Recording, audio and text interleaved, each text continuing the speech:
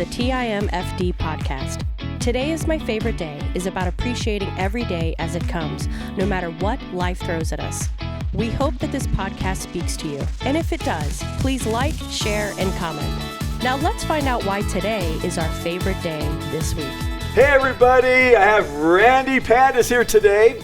So Randy, let's just go back through your history. Okay. I know you're a business owner, so what's the business that you have? My wife and I own a clinic called Passport Health, Okay. which does travel medicine, not like traveling around the country doing temporary assignments, but we prepare people for overseas To go travel. overseas. So vaccines, anti-malarial meds, anything to keep you from getting sick while you're on your trip. Okay. And then we do some other things too, like immigration physicals, Department of Defense physicals, and some kind of specialized things in that area. Okay, so you're a businessman, so you have that Yes. background. Mhm. You're also an Army vet, correct? I am. And Yes. when did you serve? I was 86 to 92. Okay. I was active duty for 6 years. I was a Corps of Engineers officer. Oh wow, okay. Yeah. Mhm. Okay, and then you have family though that were also in the military. Yeah, so- my father was he's a retired lieutenant colonel from the Air Force. In fact, I was born on an Air Force base Oh, wow. in Puerto Rico. So I was born in Puerto Rico. No way, wow. Yeah, in fact, we're going there this week. I've never been back, so I don't remember anything about Wow. it, so I'll get to see it. Anyway, and then I have an older brother, Robert, who started out as a Marine and now finished as a Navy commander. He's an aviator as well. Wow. My father was a pilot, and then my younger brother is Navy intelligence also. He's retired now as well. Okay. All officers, so we covered all four branches. Yeah, you did. And then your grandfather. My father's father, Yes. is an immigrant from Greece. Wow. He came through Ellis Island in 1915. Wow. Yeah. And he was in the military. He was in the Greek Navy. Navy, yeah. He was, yeah. And I think that's how he learned about America, was, Okay. through his travels. And so was America a big deal because of having an immigrant in that setting that came not that long ago? Let's face it, that's not like a long time ago. No. Do your family kind of feel a little more rooted because he went through Ellis Island, did all that stuff, or is it just because you guys? Why would all you guys go in the military? That was going to be my biggest question. Well, Because that's unusual, I would imagine. yeah, I suppose. I mean, my older brother wanted to fly, so Okay. I wanted to fly, but I have a cross eyes, so they wouldn't let me fly. So I decided to do something else. But I also had a ROTC scholarship in college, Okay. so I was sort of committed, if you will. I was going to do it anyway. I don't know. Maybe it's a calling. Maybe it's a service thing. Yeah, Maybe there's just yeah. certain people that have that martial blood in them, Yeah. so to speak. And Yeah. my younger brother didn't get into it till later, probably like later 20s. I graduated from college at 21 and went on active Where did you go to duty. college? Just north of Atlanta, at Kennesaw. Okay. Yeah, it's called Kennesaw State University, or University of Kennesaw now. Okay. It's grown exponentially since I was there. But So I have you here for a reason. So I know you also have a biblical background to you from master's, right? yes, I took seminary courses at the Master's Seminary in Awesome. California. Awesome. Mhm. So Randy is one of our teachers here, but also what I want to do is just kind of go over something that I know you're politically at least in tune to what's going on in the Right. United States. You have to be, is what you do for a living for one, but Right. also your military background. I imagine you're always kind of interested in what's Yeah. going on. One of the things that's been very interesting to me and to Tanya, and I'd say to Alex too, is that the idea of DOGE, okay? Right. And a lot of people are excited about it. A lot of people are angry about it. Sure. But I want to take a biblical approach to this, so when our people see this, they can kind of grasp onto maybe there's a biblical side to this thing, and maybe not on some points. But what's your thought of DOGE itself? Well, just the short part of it is I'm very much in favor of it. I mean, anybody that's known me for any length of time, I've been on this for 30 years. Oh, wow. About reducing government. We have too many agencies, too much waste, and all of that. So to me, it's long overdue. Yeah. But Biblically, from a biblical perspective, if you don't mind, No, I'll go just ahead. I'm glad that you have notes. share That's a awesome. few thoughts. But in 1 Corinthians 4:2, it reads, moreover, it is required in stewards that one be found faithful. So stewards, right? These folks we have in government, either elected and all of the civilians that work for the we'll call it the bureaucracy. Yeah.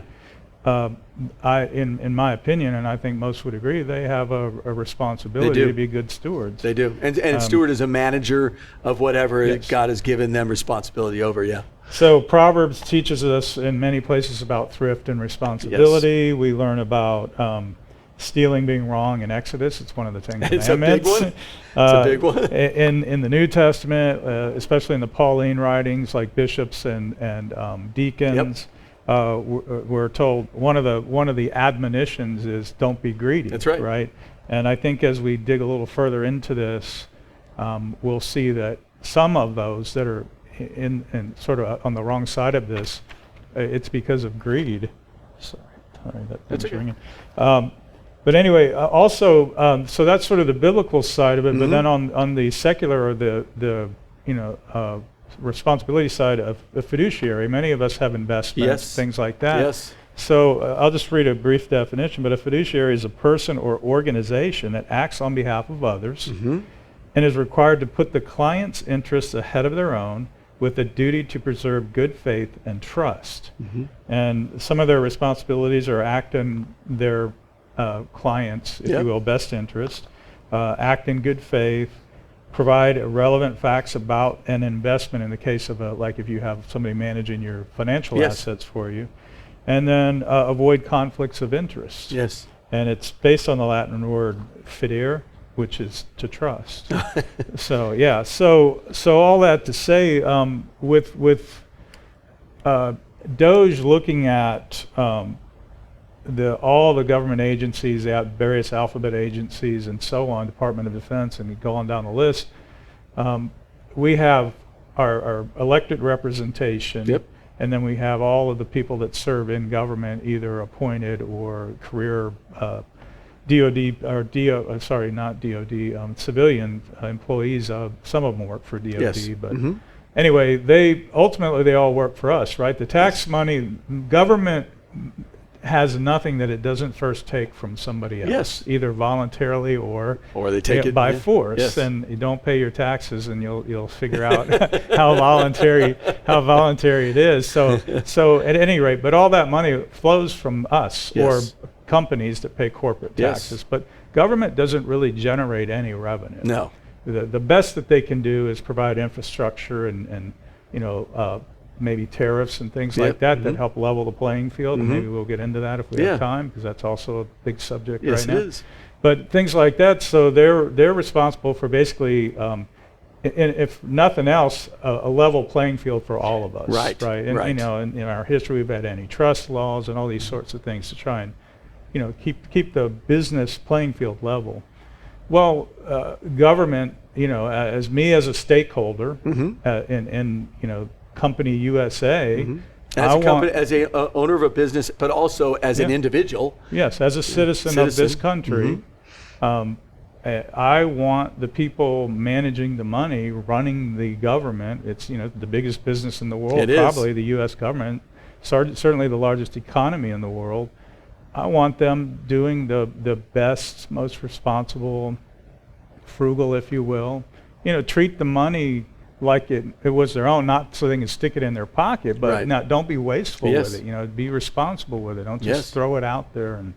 And I think there's a lot of people, especially a lot of elected people, that feel like it's their money. Well, a lot of them talk like that. It's not their money. They talk like it is. Which is really odd to me. So DOGE. What is it? The Department of Government Efficiency. Right. And President Trump had brought this in. He had talked about it before he got voted in, that he was going to do this. And Elon Musk is the guy, I guess, running that part of it. Yes. For the most part. Yes. And then he has teams of people, obviously, go look everything up. So there are some, like myself and you, I love what they're doing. Right. Find what's not useful and get rid of it. And matter of fact, I'd say that I know there are presidents like a President Obama, a President Clinton, Reagan. All of them talked about reducing this down. Right. Talk is one thing, doing is another, right? Yes, exactly. And so for us, I know that with the church, we don't want debt. That's not what we want. Right. But right now, our country's in $36 Yeah, it's an astronomical it's number. ridiculous. It's like pushing. It's probably pushing about 36 or something trillion right now. Yeah, dollars. the clock is spinning so fast Yeah. on the debt clock. It'll. Yeah. So we need to get that under control. Of course. And so that's what's going on here. And there was a lot of stuff that was found so far that was that makes the newspapers, I guess. All the little. Right. Pet things of different groups of people that you look at and go, are you kidding me? You're spending the money on this? Yes, And exactly. obviously that's all over the news. So on a biblical perspective for us as people in the church, when we look at the Department of Government Efficiency, I think that a lot of people don't even know how to look at it their own home. So if they don't agree to this, Yes. I can imagine that they probably don't agree with it in their own home, meaning getting themselves in a good place. Would you agree with that? Yeah, true. It's probably a trend. And so there's a responsibility, I'd say, for each family to make sure that they're doing their job to not go into major debt, to not join in this whole thing. And then we have a responsibility within the churches to say that that's something that we need to do. Right. But on a business setting, when you see this and you see that we've had a lot of, the taxes have been not so fun. Right. And, and we're getting close to that time of year again where we have We are. I was just with my accountant. Pay the tax man. I was just with them. Yeah. And that's a little scary also. Not scary, but it's just what it is. You have to, you pay the bills, right? Yes, you pay the that's things. correct. So for you, when you look at this and you see people that are getting not frustrated, angry, there's people literally getting angry. What is your thought process? So when you see that, why? Why would someone get angry about trying to cut waste out of the government stuff? Well, you may hear it's not just waste, but fraud, waste, and abuse. Yes. Are three key areas they're looking for, and we've heard that for years. Yes. It's been used throughout all the presidents. And as you pointed out, everybody said they're going to do something about it, and they commission these studies, and then nothing ever gets done. And these organizations continue to just balloon in their spend and their budgets. But anyway, so fraud, waste, and abuse. So, and a lot of these bureaucrats they're the ones that run the day to day, right? So, some of them are outright committing fraud. Some of them are just abusing the system, maybe even not even knowing that they're doing it. Okay. And this is something that's been going on for so long. Yeah, just do it. And it's like, it's the way we've always done it. And then fraud, waste, and abuse. So the waste side, again, there's probably people that they know stuff's wasteful, but that's the way we've always done it. For example, when I was in the Army, we would go out to a range and say they gave us 10,000 rounds of ammunition. Sure. You didn't want to bring that ammunition back. You never wanted to turn anything back in because it would affect your budget, your numbers for next year. So we would just burn up ammo, or I was an engineer, so we blew stuff up, C4 and things like that. So we would use it up. We made sure we used it all up on something, because even if we had met our training objective for that event or that range or whatever, and imagine that, and this is just small unit stuff for me, but imagine that on a massive, imagine NASA or these large, or the entire DOD thinking that way. Well, we can't give it back because then they're going to cut our budget by that much next year. We won't get as much next year. Yeah, and that's a concern in business too. You hear that from people, but go on. Well, yeah, fortunately in business, when you want to, they generally encourage saving money. Absolutely. Because there's basically two things you can do in business. You can either increase sales or cut costs, Correct. right, to improve your profitability. That's it. So if you can lower expenses, ergo saving money, or maybe not use as much or whatever, then that's a good thing. And I don't understand why in our own government people don't want to see that as well. I understand people. I lost my job when we had the Graham-Rudman drawdown. Oh, yes. I was basically asked to leave the Army. So I've been part of a government. That was the early 90s. Yes. Yes, exactly. I remember that. 1992, I was basically asked to leave the military. And, in retrospect, they actually did me a favor because I've made out better financially in the long run. Yes. But when you're going through it, it's not a fun thing. No. And I understand there's some people that are going to be hit by this, that it's going to, anybody losing their job is going to, it's hard. It's going to affect them. So you don't want to be evil or cruel about it, but there's also the reality of it. Look, we've got to get serious about getting this country financially, fiscally fit, responsible. And people are going to lose their jobs for that. Yes. And that's, and entire departments may go away. Yeah. But then that means people are going into the private sector to find employment that way. Now, that's the question I have, is that these people lose their jobs from the government. Where is the opportunity for them in the private sector? But if the private sector, if the taxes are being dropped and they have an opportunity to increase their businesses, I guess they would then hire these people coming out of it. Would that be kind of the thought process, at least in this? Well, right. I mean, when you have a lot of people getting unemployed all at one time, but and we'll look at the Trump administration right now, and because it's not just we're cutting headcount in the government. Right, that's what I was wondering. Look at all the businesses they're encouraging either to come back to the United States or come to the United States and set up massive manufacturing, bringing manufacturing back to our country, and a lot of high-tech stuff like chip making and these AI data centers and all that stuff. Yes, I noticed that, So there's opportunity coming back into the country, as well as the government positions being removed, if you will. And generally on a layoff in the government, I would imagine it's a multi-month, if not a year-long process or more. Some of these people, they've offered them like 36-month severance packages. Or early retirements or whatever to try and that's the one way you can do it, is you can just through retirements and natural attrition and things like that, and just don't replace those positions, phase them out. And I was listening to something on the news today for like the IRS, for example. They're dealing with like a 35-year-old computer system. And why hasn't, and they've spent like $15 billion to upgrade it, and they're still like not even close to being done. Yeah, what happened there? Well, right, because that's where you get into, is it fraud, is it waste, or is it abuse? Is it all three? There's in a massive organization like that, there's probably all three of them going on. And so again, that's happening across all of government, all that waste and abuse. So just cutting out all that waste and so on is going to free up a lot of. The other thing is when the government is taking money, it's not out in the private sector for the private sector to use, especially through like government borrowing and debt. Okay. So the more debt that our government's in, it affects the overall health of the economy that way too. So you don't want your government to be in debt. No. Because it's just not good for the economy in general. Well, and biblically it says that we're not supposed to be in debt. We're not supposed to have the tail wagging the dog, right? That kind of thing. We need to be the dog that's wagging the tail, and debt causes us to be wagged by that, and that's not a healthy place to be. So biblically, we know that this is not a good place to be.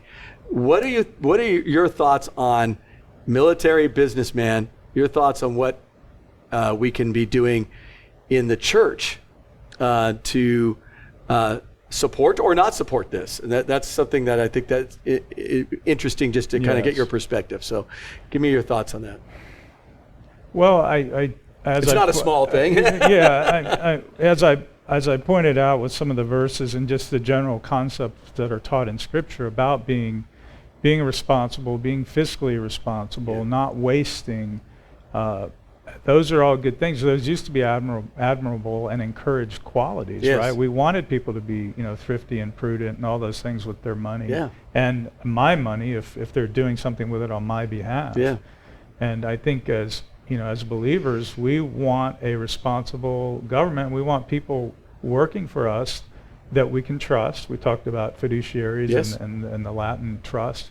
And if they're irresponsible with money, why should we trust them with other things, like foreign policy or a regulation in the country? And our country is far less free than it was even when I was a young kid. In my it's opinion. different, definitely. So just a lot of the rules and regulations that come down. So I think the more responsible and to communicate that to the church, as we've done Financial Peace University here. So if you get your personal life in order, and then you see what your leadership is doing. It's like, wait a minute, why am I being responsible? Why do why do I have to save money and clip coupons and do the BOGOs at Publix and when all I of see this? my government $36 trillion in debt, just spending it on whatever. And they're sending it out all over the world for all these ridiculous programs, and we don't have to go down the list. I'm sure many people have seen. They them have seen now. it, and most of them are just so far away from the Bible, it's ridiculous. Yes, so exactly. We don't need to get into the list. We already know that it has a lot to do with an agenda that's dealing with the trans and community and with the LGBTQTYZ community, whatever it's called. So we know that's a lot of what was going on out there, and that's sad. Yeah. It's sad. And promoting like abortion, they call it family planning, but abroad, and that's contrary to what a biblical worldview. Yes, a biblical worldview. We need to protect the innocent, and that's and every life is valuable, and every life is important, and their government's spending money outside of our country and putting money into other countries to bring that kind of worldview to them.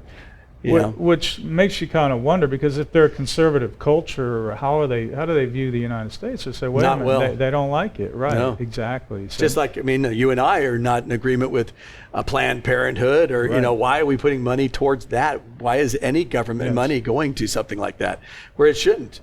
Right. Let them, if people want to help abortion clinics and pay for that and give to that, give to that. Right. Just like as we would give to like an Oasis pregnancy center that's we're trying to see life take place. Sure. Right? And I don't get why the government's involved in a lot of that stuff. Well, it's influence, but there's a whole, like they form these NGOs and then they fund them with all this money, and then the NGOs go and they hire all their buddies and all these people contribute back to pretty much one political party. Yeah. So that's why one side. I've seen it in the Democratic Party. That's why one side of this is screaming really loud, and the other side's kind of like, well, why are you screaming? Why are you screaming? Because you got caught, and you're going to lose that. Because I've wondered for many years, how do they sell these dumb ideas? They've got some weird dumb ideas. It's like, do that many people really believe this? Because when you talk to the average person on the street, you don't hear that. They just want to raise their family. They want to be left alone. Yep. They want to be able to afford groceries and a decent house. Yep. And all this weird stuff's going on by these people that think they're smarter than us. Yeah. I think the light is being shown on it, and people are seeing just how ridiculous things have gotten and how wasteful it's gotten. Yeah. And in many cases, it's pushing an agenda that most of us don't even agree with. No. And your country's $30-some trillion in debt, and we're throwing money out to the world. Makes no sense. In my opinion, we should shut off all foreign aid. Absolutely. They should have to come to us with a business plan, basically. Like if I go to the bank and want a loan, guess what they're going to see? My balance sheet, my profit and loss statement. Where's all the money going? They want to see my financial health, any assets and all the things, and also my longevity. We've been in business for 20 years. There we go. So why would we want to just throw money out all over the place to people and not even really know what they're doing with the money unless there's some other agenda? And they're not being good stewards. Exactly. That's like what you just said. If foreign aid is something we want to do, give us a business plan and show us where the money's going to go. Right. How's it going to be done, and who's accountable for it? Because money going to like Ukraine, the Ukrainian people over there. Well, no one knows where the money went. Right. They don't know what it was bought for. Yes. That's not a business plan. That's not being a good steward, a good manager of money. Yep. That tells you the government has been poor in that area, and there needs to be a responsibility. We do this with people who come and ask for money from the church. And we have folks that will come and say, hey, I would like to, I'm hurting. Well, we have a whole list. Our team has an entire list of all the paperwork they have to bring in. Sure. We want to see every record that they have, all the things, what's being spent, how's it being spent, showing them what needs to not be spent, to get into a better place. And only a couple of people have actually gone through with that. Most of them, the minute they find out what we want, they go, I thought you just gave money. No, that's the government. And we really need to get to a place where we don't say, no, that's the government, right? Does that make sense? Well, right. And if you look at the government giving, whatever, charity we'll call it, or yes. Johnson sort of started this whole war on the Great Society and Great the War Society. on Poverty and all Yep. that, which has been a just colossal disaster. Yeah. And it's put more people in poverty. Yeah, it has. And part of the problem is they're just giving people money with no accountability that are perfectly capable of working. Yep. And I'm all for giving people a hand up hand up when they're down. Everybody, I lost my job. I got laid off in corporate right. America. I've had That's right. Fortunately, I've never had to go begging, but it happens to It does. people, and so you help them out. But it should not be a lifestyle, and now it's generational. Yes. It should not be a generational lifestyle. Yes. Well, I'm just a ward of the government. Yeah. And especially if you're perfectly capable. We're always going to have people that are, not capable of working, or maybe they're injured or whatever, or have physical or mental challenges and they can't. But that is such a small fraction of the people that are receiving Correct. government assistance. Correct. That's just got to be, the whole system needs to be cleaned up. So what we see in a biblical point of view here is when it comes to finances and when we're being good stewards, we need to have accountability. Yes. And so let's take it on a small scale, accountability for ourselves, having budgets and that Sure. kind of stuff, right? Sticking with the budget, saving, investing. Then we have for this church, same thing, a budget, stay with the budget, and be wise with when people they think they need money Right. to be able to say, well, here's our accountability. Yeah. Are you okay with that?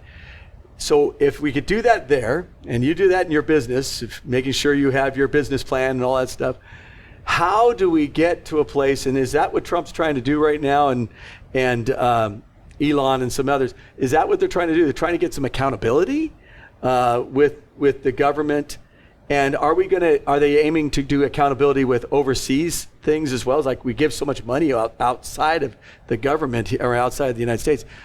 You just said something I thought was really interesting. Why are we giving money to any country? Right. Unless they have a business plan that has exactly what's going to be spent, how is it going to be spent? Sure. Right? Exactly. Yeah.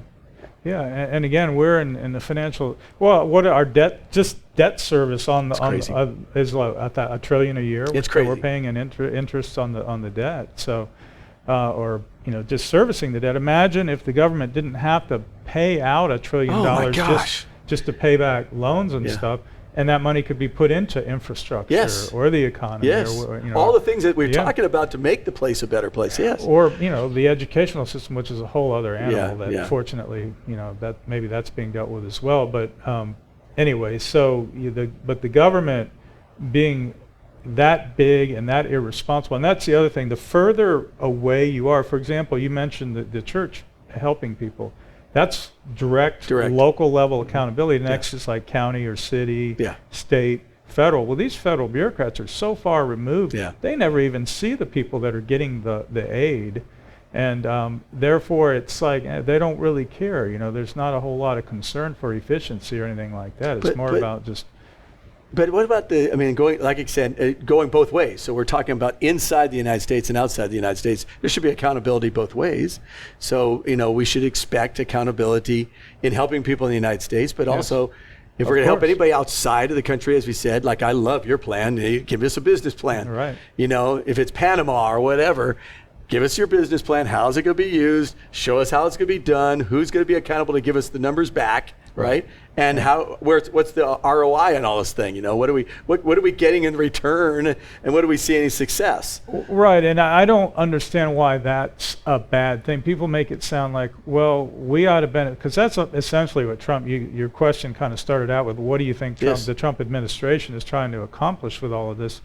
Well, it's let's do it where it's a win-win. Not make America great again isn't necessarily we win and you lose. Right. It's like we're great and we will work with you. We want to partner with you. We're all for international and free trade and fair trade. Right. Which is where the tariffs and all that argument comes in. So that's the thing with the Trump administration. They just want us to get treated well with everybody we're trading with, and if they're lying or they're stealing or they're our enemies. Then you're not getting American money. No. And I think that's an important perspective for Christians to understand. Right. This is not about taking money away from people. What it is making it efficient, giving all of us a better opportunity in the long run, a better opportunity for everybody. As you said, you have actually done better financially as you got out of the military, and The hope is that we'll see that happen. I don't know if it's going to, but I know for us, at least we could do our part. So you could be a good steward with your business. Right. You guys could be good stewards with your business and with your home, and that's what we can do. Those are things we can do. And then with our voting, vote people in that want to have accountability. Right. I mean, I don't know what else to say about DOGE other than and supporting, reducing debt and getting into a better financial place and have accountability. I don't know why that's a problem. Well, I think there's a mindset too. I'm very independent. I do not want to be dependent on anybody. No. I want to be my own man. Sure. And my wife and I want to run our family and our lives the way we want to. And if you're dependent on the government for your livelihood, then are you really free? No. Yeah. So no, you're not. I think, just from a personal perspective, I would want to get out of debt and off the government dole, so to speak. Yes, because then I'm my own man again, my own person again, and I'm more free. Yeah. Yeah. And Jesus, I came here to set us free, That's right? right. And that's the key of it all. So, it went real fast. We went 30 minutes. Oh my gosh, that's long. Okay, so we went fast on that. Yeah. But thank you, Randy, for being here. If you don't mind, I'd love to bring you back at a different time. Of course. Talk about tariffs and that kind of stuff. That'd be kind of cool for people to understand a little bit more. Yeah. You okay with that? I am. Awesome. All right, today is my favorite day. Guys, let's be better with our finances. Let's make sure we get out of debt, do our personal things we need to do, and then keep our government accountable. And I think we'll be in a better place. Take it easy, guys. Thank you for listening to TIMFD, Today is My Favorite Day. Views, comments, and opinions are those of the host and guest alone. TIMFD is produced and directed by Alex Korn. Thank you for listening. Have a great day, live intentionally, and be very blessed.